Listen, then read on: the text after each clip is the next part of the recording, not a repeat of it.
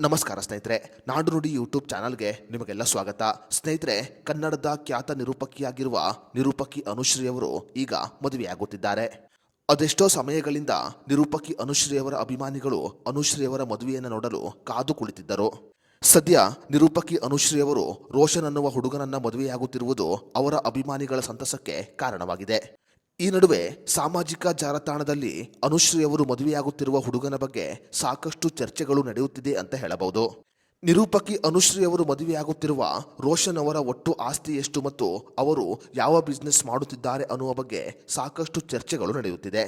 ಈ ವಿಡಿಯೋದಲ್ಲಿ ಅನುಶ್ರೀಯವರು ಮದುವೆಯಾಗುತ್ತಿರುವ ರೋಷನ್ ಅವರ ಒಟ್ಟು ಆಸ್ತಿ ಎಷ್ಟು ಮತ್ತು ಅವರು ಯಾವ ಬಿಸ್ನೆಸ್ ಮಾಡುತ್ತಿದ್ದಾರೆ ಅನ್ನೋದರ ಬಗ್ಗೆ ಸಂಪೂರ್ಣ ಮಾಹಿತಿಯನ್ನ ನಾವು ನಿಮಗೆ ತಿಳಿಸಿಕೊಡ್ತೀವಿ.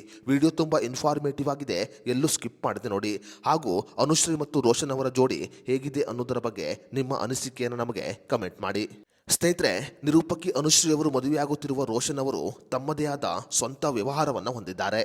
ನಿರೂಪಕಿ ಅನುಶ್ರೀ ಮದುವೆಯಾಗುತ್ತಿರುವ ರೋಷನ್ ಸಾಫ್ಟ್ವೇರ್ ಉದ್ಯಮಿಯಾಗಿದ್ದು ಸುಮಾರು 150ರಿಂದ 200 ಕೋಟಿ ರೂಪಾಯಿ ಆಸ್ತಿ ಹೊಂದಿದ್ದಾರೆ ಅಂತ ಅಂದಾಜು ಮಾಡಲಾಗಿದೆ. ಅದೇ ರೀತಿಯಲ್ಲಿ ರೋಷನ್ ಅವರು ಸುಮಾರು 400 ಎಕರೆ ಆಸ್ತಿಯನ್ನ ಹೊಂದಿದ್ದಾರೆ ಅಂತ ಸಾಕಷ್ಟು ಜನರು ತಮ್ಮ ಅಭಿಪ್ರಾಯವನ್ನು ಹೊರಹಾಕಿದ್ದಾರೆ.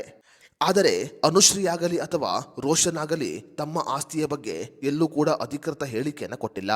ಸಾಮಾಜಿಕ ಜಾಲತಾಣದಲ್ಲಿ ಮಾತನಾಡಿಕೊಳ್ಳುತ್ತಿರುವುದರ ಪ್ರಕಾರ ರೋಷನ್ ಅವರು ಸುಮಾರು 400 ಕೋಟಿ ರೂಪಾಯಿ ಆಸ್ತಿಯನ್ನು ಹೊಂದಿದ್ದಾರೆ ಅಂತ ಅಂದಾಜು ಮಾಡಲಾಗಿದೆ.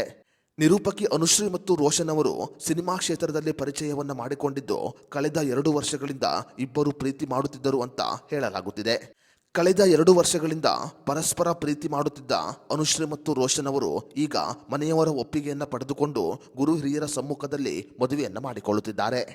ಕಳೆದ 3-4 ವರ್ಷಗಳಿಂದ ಅನುಶ್ರೀಯವರ ಅಭಿಮಾನಿಗಳು ನಿಮ್ಮ ಮದುವೆ ಯಾವಾಗ ಅನ್ನುವ ಪ್ರಶ್ನೆಯನ್ನ ಅನುಶ್ರೀಯವರ ಮುಂದೆ ಇಟ್ಟಿದ್ದರು.